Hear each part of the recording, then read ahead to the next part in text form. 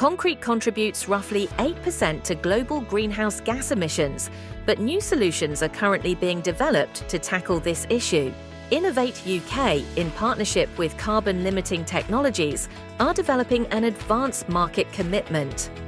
This will provide a practical framework to unlock finance which will accelerate the scale-up of these new solutions by making firm commitments to buy novel low-carbon concretes when they are available. As part of this programme, Innovate UK has supported projects with the potential for radical carbon savings. We'd like to share their stories.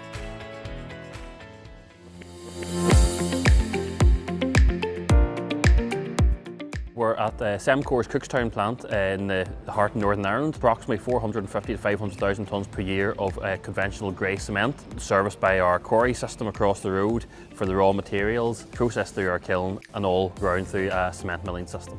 The larger carbon footprint of cement comes from the clinker, so reducing clinker and substituting clinker with other cementitious products. Rather than using limestone that's conventionally used for clinker manufacturing, we're using low-grade, often waste clays to produce a reactive clinker replacement. So we process that at much lower temperatures than conventional clinker, which allows us to save carbon from fuels. But most importantly, the limestone has calcium carbonate, which when it is heated releases CO2. So the clays that we're using don't contain any calcium carbonate, so the process emissions from that are significantly reduced, almost zero. And at the moment in the factory here, we're using calcined clays to reduce the clinker percentage. So calcined clays have been known for a certain time frame. We've been aware that we could use clays to part replacement cement. Being able to use calcined clays to replace cement is one thing, and being able to produce that at industrial scale using existing industrial equipment, this is what Cemcor has achieved. The biggest breakthrough that we've seen from this project has been able to demonstrate that we can not only make high quality calcined clay here at Cookstown, but we can produce it using our existing equipment and infrastructure on site. Start to bring novel, modern materials to the fore and bring that to the market and demonstrate the potential. So without the Innovate UK Decarbonising Concrete programme, it would be much more difficult for us to tap into the expertise of Queen's University in particular. Being able to formalise that through this project has been really invaluable and would have been probably a greater challenge to have achieved without facilitate that.